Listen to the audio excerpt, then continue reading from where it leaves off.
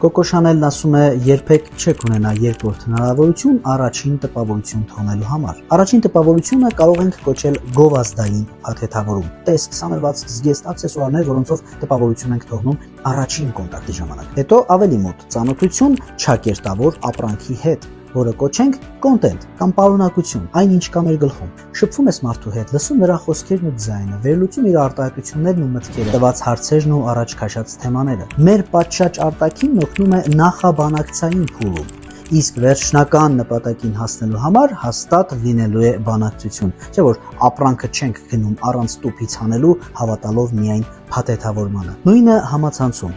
Որքան էլ գեղեցիկ ու գրավիչ նկարներով ներկայանաս, հազարավոր սրտիկներ ու լայքեր ունենաս, միևնույն է, եթե երկու բառ իրար ետևից չկարողացար գրել, ճիշտ բանակցել կամ առհասարակ փակ ու չոր եղար բանակցության համար, նպատակիդ չես հասնի ու կհիասթափեցնես դիմացինին էլ քեզ։